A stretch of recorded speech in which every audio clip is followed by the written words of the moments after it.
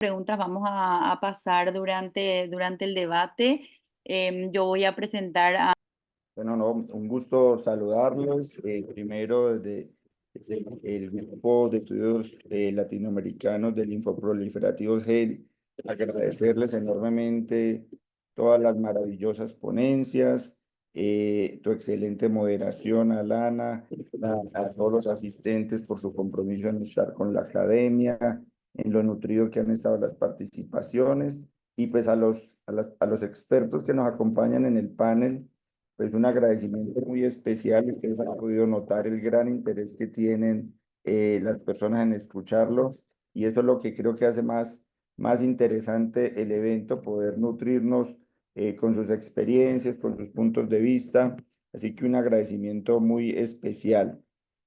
Para entrar en materia del debate que nos atañe, lo primero que quería contarles es que el grupo GEL, comprometido con toda esta llegada de los bioespecíficos, hemos comenzado toda una estrategia de desarrollar un estudio donde todo el ingreso de los bioespecíficos que se esté dando de parte del grupo, vamos a tratar de colectar esos datos en forma prospectiva para poder tener una información más detallada de esos bioespecíficos específicamente para nuestra población latinoamericana. Mientras tenemos esos datos que se formen de unos datos reales, pues tenemos que hacer algunas elucubraciones, tenemos que hacer algunas aproximaciones. En ese sentido, la primera pregunta que quiero exponer para cada uno de los expertos en el panel em, es cómo perfilar a los pacientes en Latinoamérica para nuestros bioespecíficos. Es decir, qué características proponen cada uno de ustedes si queremos irlos escuchando a cada uno de ustedes sus opiniones de cómo perfilarían a los pacientes para escoger entre los diferentes bioespecíficos para nuestros pacientes, tanto desde los datos de eficacia, seguridad y respecto a la posibilidad de CAR-T, teniendo en cuenta que para nosotros los CAR-T probablemente puedan tardar un poco más. En ánimo de mantener un orden, voy a dar la palabra tal cual en el orden que aparecía en nuestro programa, porque queremos escuchar la opinión de cada uno de ustedes en cuanto a sus opiniones en ese perfilamiento de los pacientes específicamente para Latinoamérica. Creo que a lo largo de las conferencias hemos podido escuchar la parte científica, los datos, los estudios, pero quisiéramos escuchar un poco de ya la opinión de cómo esperan que esto se dé para Latinoamérica. Entonces, en ese orden de ideas, el primero que aparece acá en nuestra programación es el doctor Villela. Así que adelante, amigo, cuéntanos tu opinión. Bueno, gracias por la invitación y estar en esta mesa con gente pues importante, pues motiva bastante. Mira, realmente en potencia es difícil definir qué tipo de biespecíficos y hablo de los que están más próximos a estar en Latinoamérica o los que ya están en Latinoamérica, Glofitamab versus Epcoritamab. No tenemos ningún estudio que los compare y demás.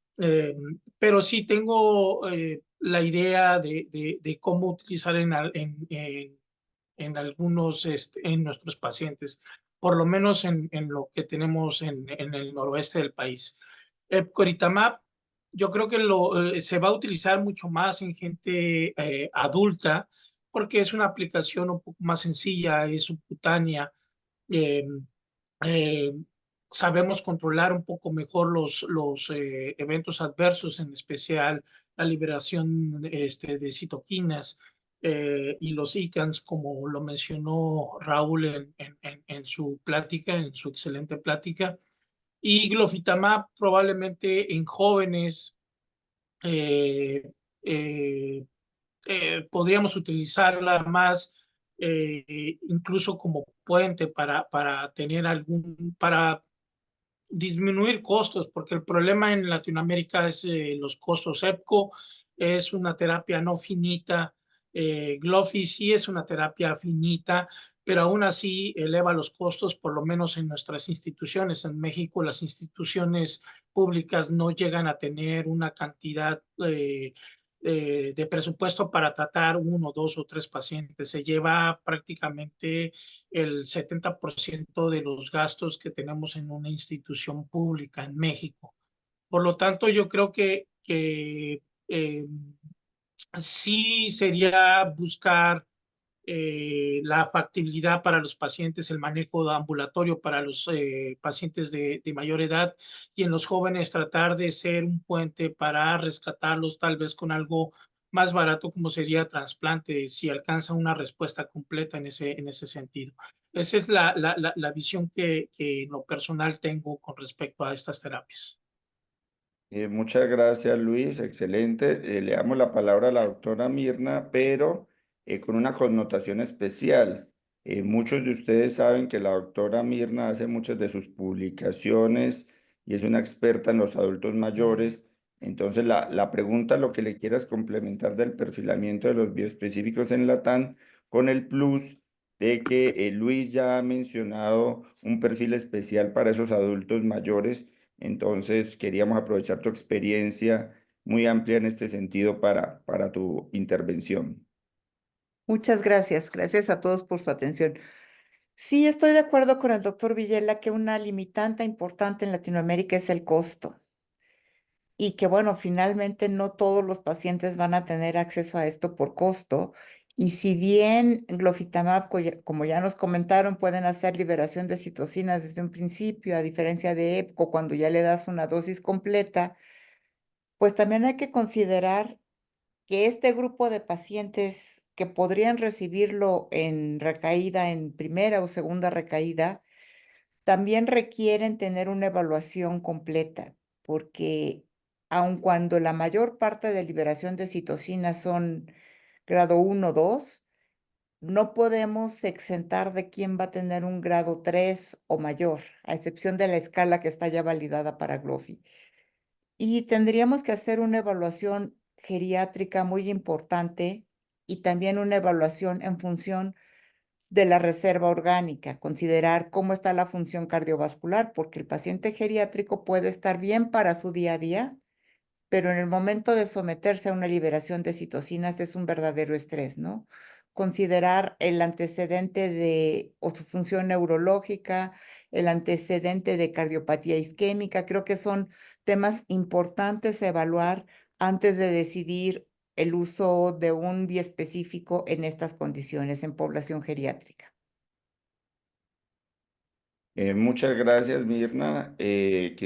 A continuación queríamos escuchar al doctor Eduardo Sotomayor, que nos complace mucho contar con tu experticia, Eduardo. Muchas gracias por unirte.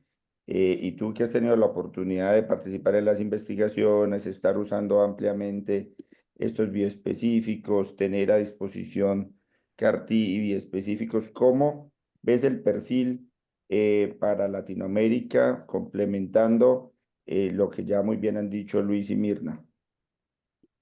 Bueno, muchas gracias por vuestra invitación. Es un gusto ver cómo GEL ha crecido y me entusiasma mucho ver las cadenas en el WhatsApp.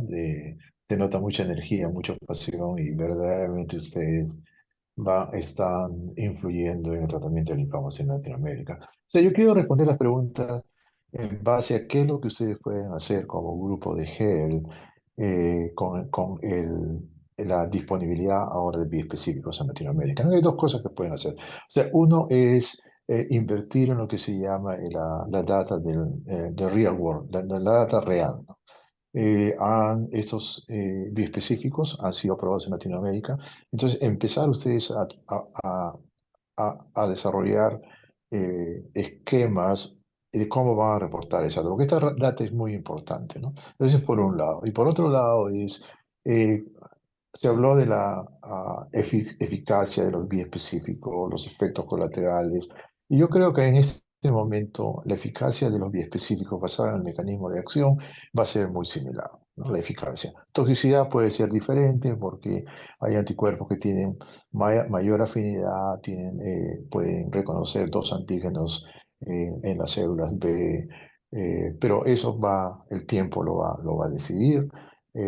Los efectos colaterales, si es IV versus subQ, pero yo creo que como grupo de G, lo que ustedes tienen que hacer es tratar de coordinar con las compañías farmacéuticas para desarrollar estudios clínicos con específicos y tomar ventaja del poder del conjunto de todos los países de Latinoamérica de poder diseñar estudios clínicos que hagan que GEL pueda tener una presencia bastante importante en estos estudios, ¿no? Ahora, lo importante es que, o sea, yo siempre me pregunto, ¿no? Porque ahora hablamos de la secuencia de biespecíficos, CAR T-cells. O sea, ¿qué hubiera pasado si los biespecíficos se hubieran desarrollado antes de CAR T-cells? ¿No? Entonces, yo creo que ustedes tienen la oportunidad de desarrollar, de proporcionar respuestas muy importantes en linfoma de células grandes, en linfoma de bajo grado, porque como alguien ha mencionado, CAR T-cell para llegar a Latinoamérica va a tomar bastante tiempo, van a ser ciertos países. Entonces ustedes, claro, si no tienen CAR T-cell, tienen la posibilidad de mover rápidamente los biespecíficos en tercera línea, en segunda línea, en primera línea, en combinación con target therapy. Entonces, para mí es una gran oportunidad. En los Estados Unidos tenemos que decidir qué pacientes van a CAR T-cells versus biespecíficos. En linfoma de células grandes, 40% de curabilidad, como lo mencionó mi gran amigo Julio Chávez, es algo que uno no puede ignorar. Y si CAR T-cells está disponible en mi centro, los pacientes van a ser referidos a CAR T-cell. Ustedes no tienen CAR T-cell, no tienen que tomar esa decisión, tienen los biespecíficos de tal manera que el mensaje para GEL es cómo ustedes van a tomar ventaja de esa oportunidad que se les presenta. Muchas gracias, Eduardo. Qué bueno que lo mencionas porque como les dijimos, estamos de cara comprometidos con eso y aunque apenas están llegando los específicos a Latinoamérica, ya estamos comprometidos en desarrollar este registro prospectivo de todo el uso de esto y sí que lo vamos a socializar con todos los interesados en esto y esperamos contar contigo, Eduardo, con eso. Ya tenemos una subcomisión trabajando en el escrito de ello, así que pronto te lo estaremos compartiendo y socializando a todos para que lo hagamos una realidad. A continuación, es un gusto darle la palabra a la doctora Astrid Pawlowski, gran experta reconocida en el tema de los linfomas, para que nos cuente su opinión acerca de esa perspectiva del uso de los bioespecíficos en Latinoamérica. ¿Cómo perfilarías tus pacientes para esta tecnología? Bueno, gracias Henry, gracias a todos y estoy disfrutando mucho de este sábado con mucha lluvia acá en Buenos Aires, así que escuchando sus conferencias. Yo creo que claramente, y coincido con el doctor Sotomayor, que tenemos una gran oportunidad frente a la falta de CAR-Ts y eso es que vamos a poder usar y demostrar un poco más el uso de estos pacientes, de estas drogas en pacientes que no han recibido CAR-Ts o que no tienen esa opción. Y más que perfilar el paciente, lo que yo creo es que si realmente llegan a ser una posibilidad para muchos de nuestros pacientes, porque una cosa es que se aprueben, otra cosa es que realmente estén disponibles para un grupo de pacientes amplios, también vamos a tener que tener mucho cuidado con el gasto referente a estas drogas. Y una de las cosas que vimos es que la mayoría de los pacientes que logra una remisión completa con cualquiera de los biespecíficos lo logra tempranamente y es ese el grupo al que realmente tiene una diferencia en el outcome, tanto en la duración de la remisión completa o diferencias en sobrevidas globales, con lo cual yo creo que una evaluación temprana y una nueva toma de decisiones en nuestros pacientes va a ser importante y no seguir como un piloto automático pensando que si les damos muchos ciclos les puede ir mejor, porque creo que las curvas se dividen entre remisión completa versus no remisión completa para todos los biespecíficos. Así que eso creo que es algo que tenemos que tener en cuenta porque tal vez prolongar un tratamiento en un paciente no va a ser tan útil como sí poder usar recursos para dárselo a otro paciente con una evaluación con PET, tal vez al tercer ciclo, independientemente del biespecífico que use. Y otra cosa que también lo nombró el doctor Raúl es el hecho de si vamos a hacer estos tratamientos de manera infinita o no. Sabemos que algunos biespecíficos son de manera continua y otros paran a los 12 u 8 ciclos, teniendo en cuenta cómo lo diseñaron los investigadores, pero no verdaderamente cuál es la efectividad de la droga. Entonces, ojalá a futuro veamos con más tiempo de seguimiento que es seguro y es eficaz hacer un tratamiento finito, y tal vez entonces, teniendo esta posibilidad de una evaluación temprana para definir los pacientes que realmente se van a beneficiar y teniendo la experiencia de saber que un tratamiento finito es igual de seguro y eficaz que un tratamiento prolongado, si es que el tiempo de seguimiento lo demuestra, bueno, vamos a poder acotar nuestros recursos a pacientes para darle mejor uso a estas drogas. Así que después, bueno, repito la importancia de lo que dice el doctor Sotomayor, ya que nuestra población, los latinos, no hemos sido representados en la mayoría de las investigaciones clínicas con anticuerpos biespecíficos, con lo cual también tenemos una responsabilidad de demostrar si estos biespecíficos tienen la misma eficacia en otro grupo étnico. Así que, bueno, me quedo también con la esperanza de que podamos aportar al conocimiento internacional con el uso de evidencia en la vida real de los biespecíficos en Latinoamérica. No, Astrid, cuenta con ello, o sea, el compromiso de GEL está en ello y lo haremos, el compromiso ya está y entre todos yo sé que lo vamos a lograr de esa manera. Muchas gracias y le doy la palabra al doctor Chávez, que quiero hacerle énfasis ya que tuvo la charla de los CAR-T, el perfilamiento hacia Latinoamérica de los biespecíficos, pero ¿en qué momento tú defenderías las CAR-T de las que nos has hablado por encima de los biespecíficos a capa y espada? ¿En qué momento te quedarías defendiendo los CAR-T sobre todos los otros perfiles de pacientes?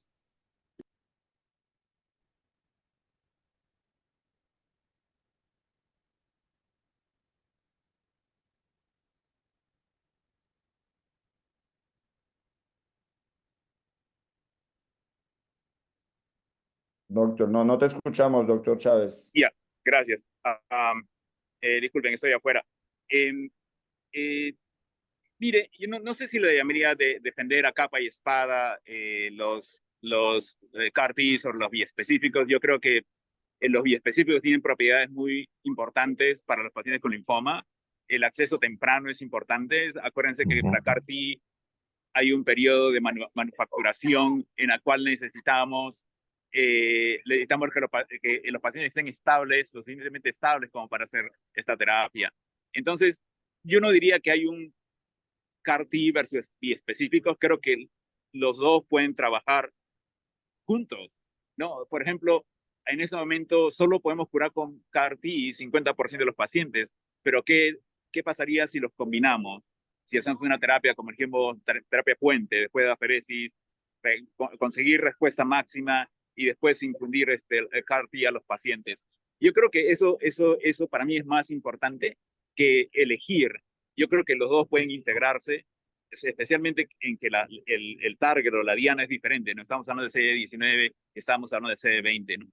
Entonces, eso para mí creo que lo veo más como una propiedad interesante. ¿No? Por ejemplo, en los pacientes que tienen remisión parcial, generalmente lo que nosotros hacemos, pues, cuando un paciente tiene remisión parcial o un CAR-T, esperamos a ver, bueno, qué pasará en los siguientes meses, pero podríamos darle un biespecífico para maximizar la respuesta al CAR-T. Yo creo que eso es sería más importante para mí ver en el futuro. Lo otro que quería hablar en el cuarto, específicamente en el perfilamiento de biespecíficos en Latinoamérica, es anticipar problemas. En este momento, con la aprobación de biespecíficos, los pacientes que están recibiendo biespecíficos están más enfermos, o sea, tienen enfermedad más agresiva, tienen enfermedad, digamos, compromiso renal, compromiso neurológico, enfermedad del sistema nervioso central. Y muchos de esos casos nosotros no excluimos a esos pacientes en los estudios clínicos, pero en la vida real lo vamos a ver y va a haber esa intención de tratar a esos pacientes, de no dejarlos morir. Entonces, es importante anticipar esos problemas. Hay intervenciones que estamos haciendo, por ejemplo, la escalación rápida. En vez de hacer escalación semanal de las dosis de biespecíficos, hacemos interdiarias. Entonces, eso es algo que no solo nosotros lo estamos haciendo, otros centros también, y es algo que probablemente se podría también investigar, ¿no? Selección del paciente, optimizar el tratamiento, escalación temprana, usar el biespecífico en estadios tempranos de enfermedad cuando el paciente es probable que recaiga, ¿no? Por ejemplo, un estudio interesante sería, ¿no?, das una terapia con pacientes con R-CHOP o similar y está en remisión parcial, ¿lo esperas o das un biespecífico? Es algo que se podría hacer, que probablemente aquí en Estados Unidos lo hagamos, ¿no? Porque hay otras terapias que están disponibles. Entonces, esa información no se va a tener. Excelente, Julio, maravilloso y comparto esa posición de sumar los esfuerzos de ambas tecnologías. Creo que es una posición maravillosa en la que, claro que debemos investigar al respecto. Le doy la palabra a continuación al doctor Raúl Córdoba. Ha sido maravilloso contar contigo en GEL. La misma pregunta del perfilamiento de los pacientes, obviamente, desde tu charla de seguridad, creo que hacer algún detalle, algún hincapié de lo que ya muy bien y magistralmente nos expusiste, y aprovechando la intervención que hizo Mirna y que también sabemos que eres experto en la parte geriátrica y de cardio-oncología, como tu opinión respecto de lo que la doctora mencionó de la evaluación geriátrica, de la evaluación de los antecedentes de cardiopatía, de las escalas y tips relacionados con esto. Adelante, Raúl, y nuevamente muchas gracias. Simplemente muchas gracias, Henry. Es puntual, añadir a lo que ya ha dicho Mirna y también a lo que ha dicho Astrid. Creo que todo paciente mayor se tiene que beneficiar de ver qué reserva funcional tiene para enfrentarse no solo al tratamiento y a los efectos secundarios, sino a las posibles complicaciones. Se han incluido pacientes mayores, se han tratado pacientes mayores con anticuerpos biespecíficos. Creo que no debemos de elegir uno u otro únicamente por la edad, pero como en todo, es decir, tenemos que ir más allá de la edad, porque un paciente fit nos va a tolerar y se va a enfrentar bien a una complicación como una infección o como un CRS, pero un paciente mayor frágil, un evento que podemos considerar menor, como por ejemplo una infección de orina, puede ya fragilizarlo y deteriorarlo. Pues imagínense un CRS. Entonces, creo que es esto, de nuevo, vamos a ser nosotros en nuestra práctica asistencial los que vamos a generar esa evidencia porque en los ensayos clínicos no está. Entonces, en pacientes mayores, y ya veremos dónde ponemos el punto de corte de mayor, si 70, 75, 80, eso está todavía también por definir. Pero tenemos que demostrar que estos fármacos son eficaces, ya lo sabemos, pero si son seguros. Sobre todo por estos, en los pacientes fit no vamos a tener ninguna duda, y en los pacientes vulnerables o frágiles, cómo se van a enfrentar estos pequeños eventos adversos, aunque sean un CRS grado 1, como bien ha dicho la doctora Mirna, si se van a poder enfrentar bien o no. Y luego, o sea, que creo que es algo que GEL también puede tomar el liderazgo junto con España, que por supuesto estaremos encantados de formar parte de este trabajo. Y luego, totalmente de acuerdo a lo que ha dicho Astrid, sabéis que Epcoritamab está aprobado hasta progresión de la enfermedad. ¿Lo vamos a dar de forma indefinida? Probablemente no. Probablemente también seamos nosotros los que paremos el tratamiento y lo hagamos de una forma finita. ¿Cuándo? Eso es lo que todavía no sabemos. Si lo vamos a parar a los 12, 18, 24 meses. Pero algo que tenemos que saber, y estamos aprendiendo con los biespecíficos, no solo en linfoma, sino también en mieloma, es que una exposición muy prolongada va a producir un agotamiento de los linfocitos T y nos vamos a encontrar una gran cantidad de complicaciones infecciosas. Eso es algo que tenemos que eliminar, ese riesgo, sobre todo en pacientes que están en respuesta. Pacientes en respuestas completas no tienen sentido prolongar la terapia de forma indefinida. ¿Pararemos el tratamiento? Pues 100% sí. ¿Cuándo? Eso es lo que no sabemos. Luego, de nuevo, en los estudios de vida real nos va a decir que aquellos pacientes que han parado el tratamiento tendremos que analizar las causas, si por toxicidad, porque estén en respuestas completas, porque el médico haya querido o porque el paciente haya querido parar. cuál ha sido ese resultado. Es decir, no creo que tengamos que dar el tratamiento hasta progresión. Maravilloso, Raúl, tu ponencia, tus intervenciones, de gran aporte. Y bueno, dando la ronda de estas preguntas, finalizamos con Joaquín. Creo que la coincidencia o todo estuvo tan perfectamente planificado que Joaquín, que tuvo a cargo la conferencia del enfoque de medicina de precisión en linfoma difuso, y que también estaba antecedida por la charla de Mirna de toda la parte genómica, pues darnos una conclusión de cierre de esta pregunta del perfilamiento para Latinoamérica desde ese enfoque de medicina de la precisión que muy bien expusiste en tu charla, tratando de redondear un poco esta intervención para dar paso a las preguntas que están en el chat y que nos las compartirá Alana a continuación de tu intervención. Ok, voy a tratar de ser lo más directo y conciso posible. Creo que nuestro objetivo en esta enfermedad es curar a la mayor cantidad de pacientes lo antes posible con la menor exposición a terapia posible. Tomando ese principio, la aplicación a Latinoamérica también se traduce en con lo que tengamos disponible y en nuestros recursos limitados. Entonces, CAR-T en Latinoamérica está teniendo algunos desarrollos. Digamos, los de las industrias farmacéuticas están llegando a algunas partes, o al menos intentando llegar a algunas partes, que va a tener un acceso muy restringido. Algunos lugares en Latinoamérica también van a tener, digamos, iniciativas académicas. Digamos, entiendo que en México Andrés Gómez de León, ¿cómo se llama? En Colombia Beatriz Wills, en Chile está Daniel Ernst, que tratando de llevar, digamos, producción local, que también va a ser muy restringido. Entonces, la plataforma, digamos, de CAR-T van a ser muy restringidas. Pero que en Latinoamérica no está tan restringido, o al menos hay un relativo acceso, es a trasplante.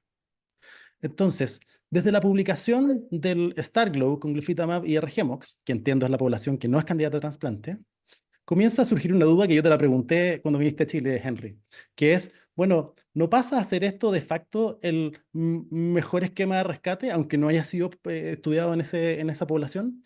Porque básicamente no tenemos las comparaciones que tenemos de, digamos, rescate con platinos, digamos, no nos han dejado un ganador, ¿ya? Y aquí parece que vamos a tener un ganador con un esquema que es largo y caro. Entonces, la gran pregunta para Latinoamérica es si podemos rescatar de forma más efectiva a más pacientes y consolidarlos con trasplantes. Eso creo yo que debiera ser una cosa que el GEL debiera empujar a hacer ese ensayo clínico colaborativo en toda Latinoamérica. Bueno, me imagino que la industria farmacéutica algo de eso debe estar pensando también. Evidentemente que dentro de la restricción de terapia y en el enfoque de precisión que me preguntaste, yo creo que pronto, entiendo, se está estudiando en varios ensayos clínicos que el uso de enfermedad mínima residual va a poder eventualmente predecir en qué momento del tratamiento puedes suspender el tratamiento. O sea, puede que no todos los pacientes requieran, digamos, 6 ciclos de R-CHOP o, digamos, los 12 ciclos del STARGLO con 8 de R-GEMOX.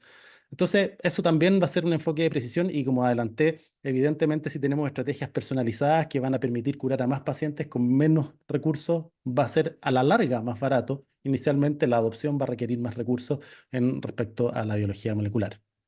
Y si me permiten, si puedo interpelar al doctor Chávez, que está escuchando ahí, y yo le hice una pregunta y me encantaría que la respondiera en el chat, que tiene que ver con qué pasa en Estados Unidos, en el mundo con acceso, cuando el Suma 23 sea positivo respecto a los pacientes que no caen en la indicación de ultra alto riesgo.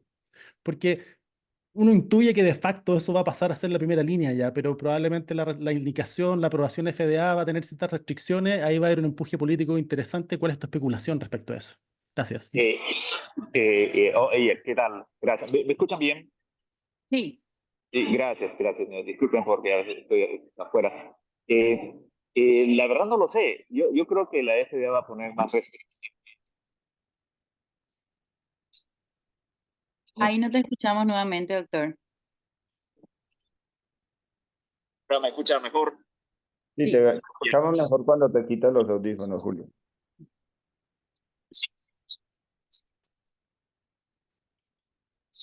No, creo que quedaron conectados los audífonos, Julio, porque no te escuchamos. Julio, no te escuchamos. Te escuchamos. No, Julio, no te escuchamos. No te escuchamos, doctor. No te estamos escuchando. No te escuchamos. No.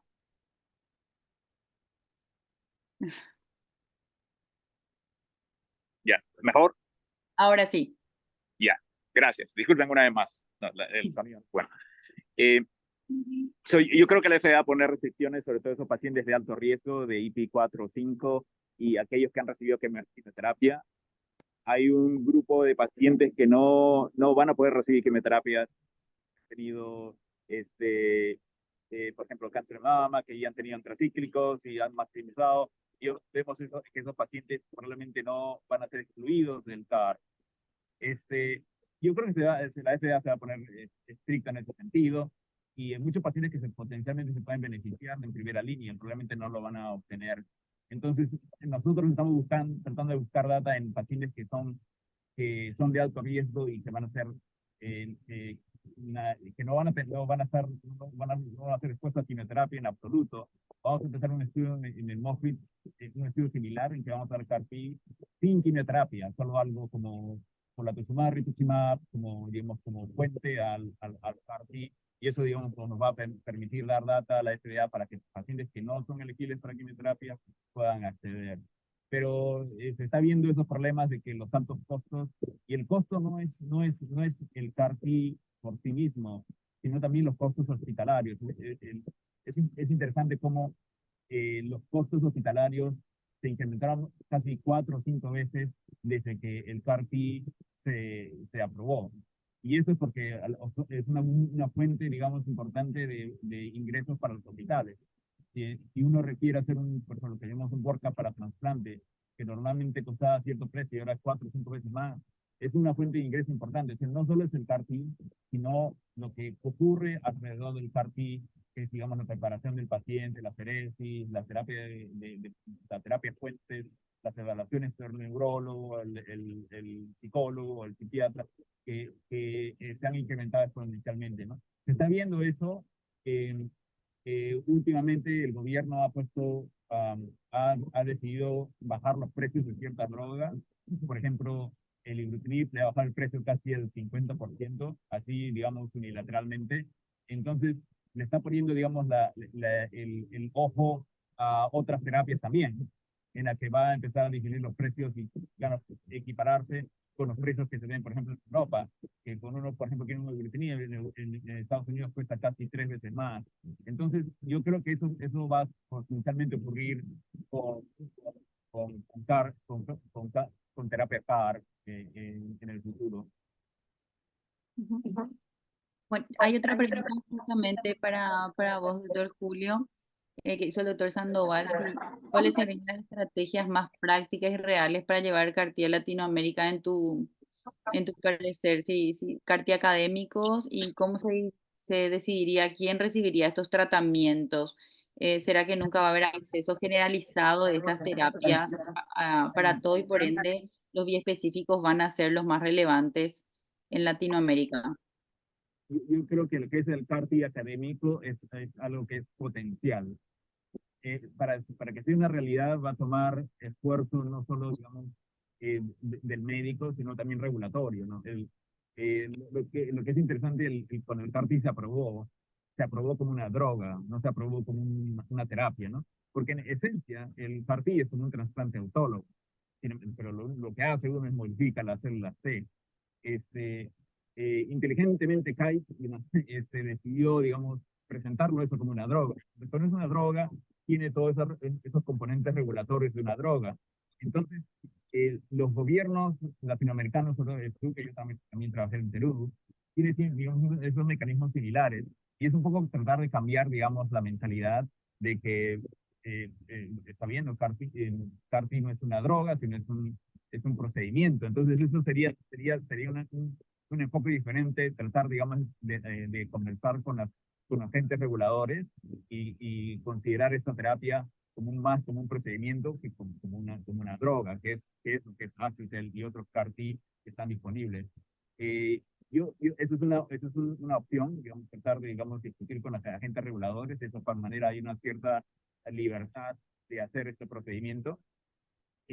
CAR-T académico es una opción, pero yo veo que van a, digamos, llegar a la misma situación, ¿no? Va a ser como una droga y lo va a tener que presentar a los agentes reguladores como una droga, y los agentes reguladores van a pedir que haya estudios más grandes, inclusive de fase 3. Definitivamente va a ser más barato, no necesariamente por el CAR en sí mismo, sino por el personal que es requerido para hacer, digamos, la transcripción genética, los cultivos, el embolsamiento de los CAR, qué es lo que realmente cuesta, no necesariamente el procedimiento, ¿no? Y el CAR-T el académico sería, usando máquinas como el Miltenyi, sería, digamos, lo ideal para traer el CAR-T a Latinoamérica. Yo dudo mucho que los precios se bajen. Probablemente los colegas de Europa saben más en cuanto a lo que es cómo se negocian los precios del CAR. Lamentablemente en Estados Unidos el Medicare no permite que negocie los precios, pero yo sé que algunos países han negociado precios. Julio. No sé si el doctor Córdoba puede darnos un panorama de eso desde el punto de vista europeo. Sí, he puesto un comentario en el chat. Como bien ha dicho el doctor Chávez, un CAR académico no es nada sencillo y no es nada rápido. Es decir, no es una solución rápida para países que no tengan un CAR comercial. El Hospital Clínic lleva con el anticuerpo y trabajando con el CAR-T más de 20 años y es ahora cuando está empezando a ver resultados. Y una vez, y como bien ha dicho el doctor Chávez, se tiene que enfrentar ahora a las autoridades regulatorias y se está encontrando con numerosas trabas. Y de hecho, en España, el CAR-T CD19 que tiene disponible no se puede solicitar ni administrar siempre que haya un CAR-T comercial disponible en España. Es decir, un paciente candidato a un Axicel no podemos pedir un ARI-1, que es el CAR-T académico, aunque cueste 3 o 4 veces menos, porque no puede competir con el CAR-T comercializado. Entonces, eso es un problema que están encontrando ahora en el Hospital Clínic de Barcelona, ver dónde van a tener esa aprobación y en qué nicho se van a encontrar, porque desde luego no se van a encontrar en las mismas condiciones que un CAR-T comercial. Y como también ha dicho el doctor Chávez, están pidiendo muchísimo más datos, muchísima más información de muchísimos más pacientes para evaluar la aprobación futura de un CAR. Se preveía que ARI-1 iba a ser aprobado este año y se va a retrasar mínimo otros 2 o 3 años más de toda la información adicional que han pedido las autoridades sanitarias, las agencias reguladoras. Es decir, que un CAR-T académico es un camino muy, muy, muy, muy, muy largo y no va a ser una solución a corto plazo para Latinoamérica.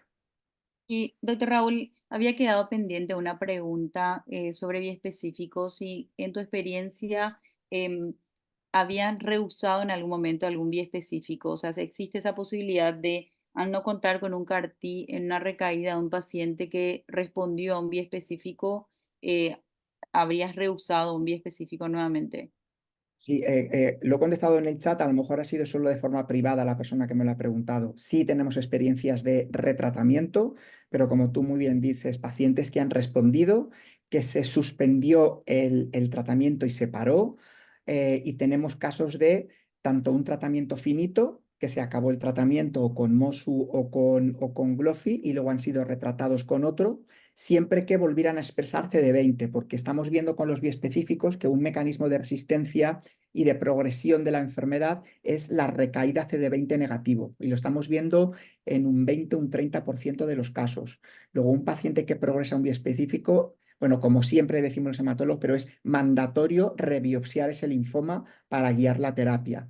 Y antes de retratar con una terapia contra la misma diana, hay que demostrar la positividad de la diana.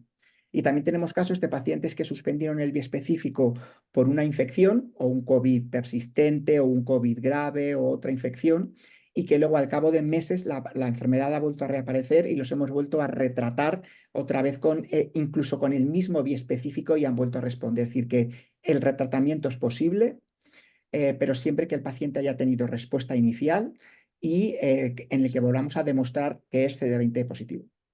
Pero es posible. El doctor Eduardo Sotomayor, hay una pregunta de la doctora María Alejandra que dice, en el panorama internacional y secuenciación de CAR-T que hasta hoy para una segunda línea de refractarios es menos de un año y no susceptible a trasplante con las dificultades económicas y de acceso que tenemos aquí en Latinoamérica, usando temprano biespecífico que nosotros probablemente tendríamos antes, ¿cómo ve el panorama? Bueno, el panorama para Latinoamérica, y voy a ser claro, no, las CAR-T se aprobaron hace 7 años, 8 años, y no han llegado a Latinoamérica, probablemente no lleguen en los próximos 10 años, ¿no? Entonces, CAR-T sabemos que, como nuevamente, cuando estoy tratando a un paciente con linfoma y células grandes, si hay indicación para CAR-T, lo voy a llevar a CAR-T porque estoy hablando de una posibilidad de cura. Entonces, en esos pacientes, a no ser que hayan contraindicaciones o no tengan seguro para llevar CAR-Ts, ¿no? Mi primera opción va a ser CAR-T. Pero eso es todo.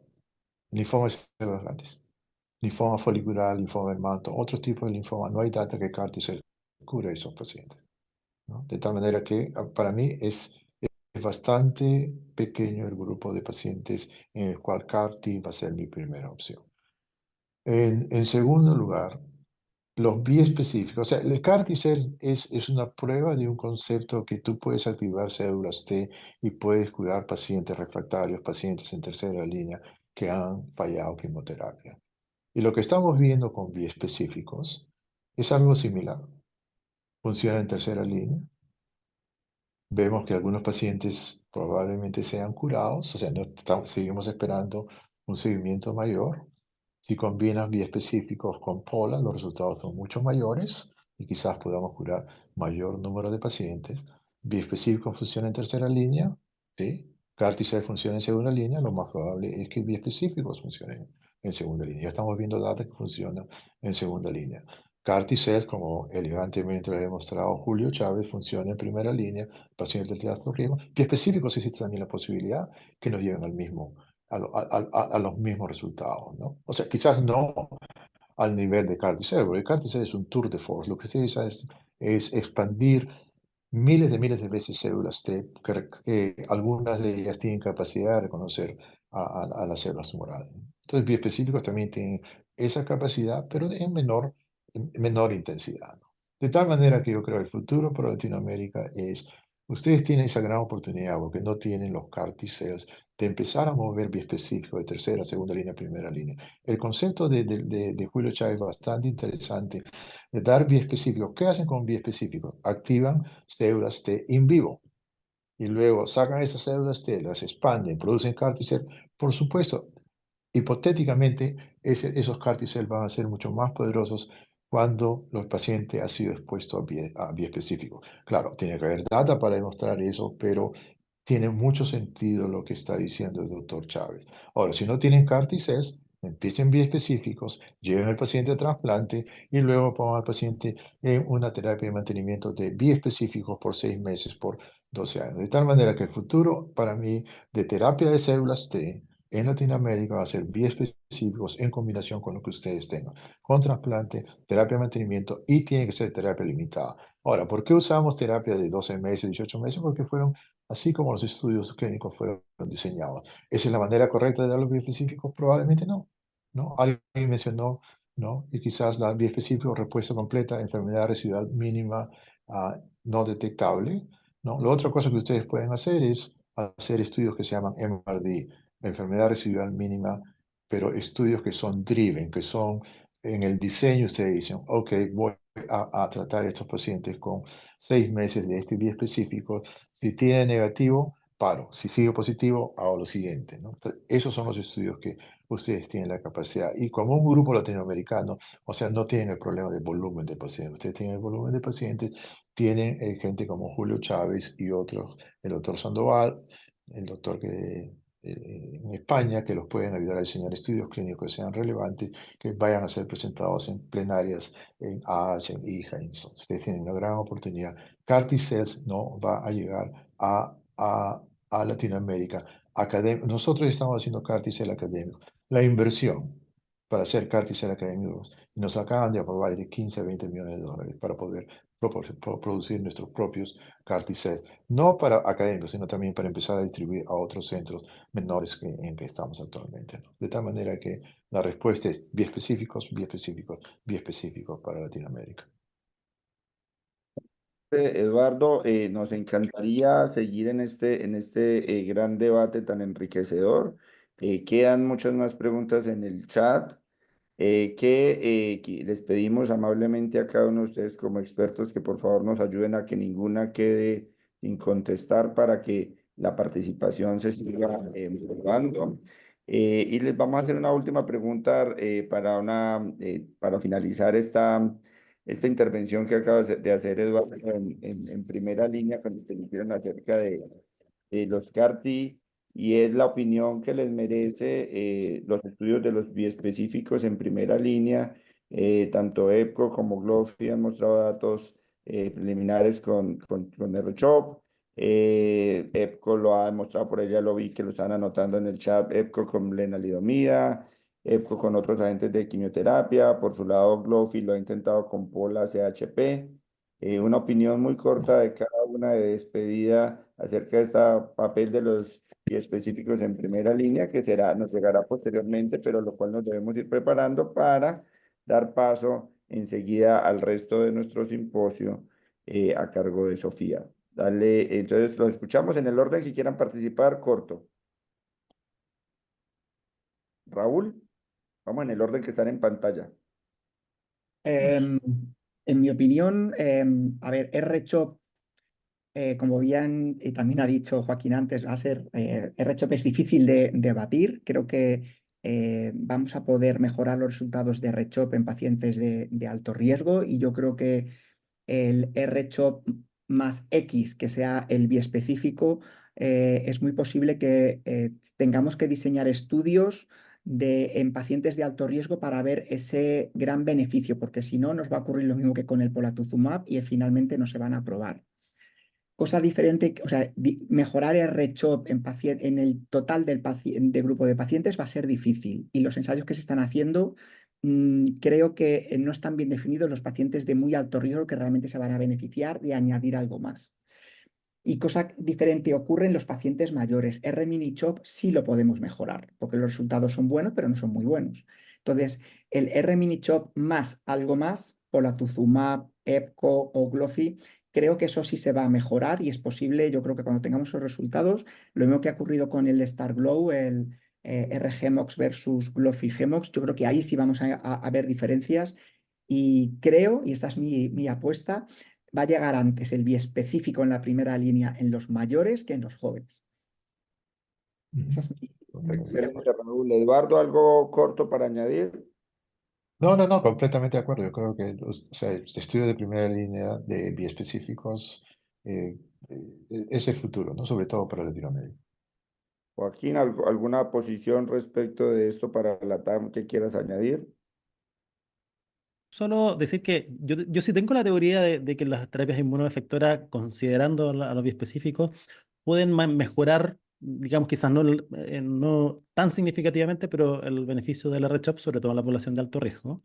Y yo sí tengo una provocación de una plataforma que exista en toda Latinoamérica y que en CAR-T sí pareciera tener sustratos, digamos. ¿En qué minutos se va a empezar a combinar esto con radioterapia? Radioterapia y específicos. Eso para mí es una inquietud que debiera venir en el futuro. Mirna, algo adicional y más que ya plantearon algo de posición del R-mini-CHOP y la población geriátrica, una posición en esta primera línea para los biespecíficos. ¿Se escucha? Ya. Yo veo difícil todavía el uso de biespecíficos en población geriátrica. Insisto, porque los posibles efectos secundarios son un verdadero reto para ellos. Creo que para población geriátrica el R-miniCHOP podría enriquecerse más que con biespecíficos si pudiéramos hacerle algunas mutaciones específicas para añadirles un BTKI o algún medicamento con una toxicidad más predecible y más manejable. Excelente, Mirna. Luis, ¿algún aporte adicional del papel de biespecíficos más adelante en primera línea para la TAM? Bueno, ya prácticamente todo, todo se mencionó. Yo lo que quiero agregar es de que lo que debemos buscar nosotros son biomarcadores que te puedan predecir o pronosticar el que esos pacientes vayan a responder a un biespecífico más quimioterapia. ¿Por qué? Porque esto te puede ayudar a consolidar las ideas que todos tienen de no darlo en una forma infinita como es EPO, y que tal vez lo podamos dar en una forma finita y más corto que lo propuesto para Glofi. Sin lugar a duda, y yo soy un defensor de biomarcadores, yo creo que es lo que podríamos utilizar, y un buen biomarcador es lo que había mencionado el doctor Eduardo Sotomayor y los demás, el buscar enfermedad mínima residual a través de DNA, ctDNA, para poder definir cuándo parar los tratamientos. Es simplemente lo que quiero. Julio, tú empezaste esta ronda de la primera línea, o sea que en algo ya mencionaste parte de la respuesta, pero respecto a los colegas, ¿quieres interpelar añadir algún detalle adicional? No, una vez, bueno, gracias por la invitación. Eso es una buena discusión y entender, digamos, la perspectiva de cada, digamos, país o sistema de salud. Yo estoy de acuerdo con la mayoría de mis colegas, especialmente en que los biespecíficos van a tomar un impacto mayor en Latinoamérica debido a accesibilidad y precio, probablemente. Yo creo que el enfocamiento sería probablemente esos pacientes se beneficien usando tempranamente o antes que recaigan en cualquier, digamos, estadio, ¿no?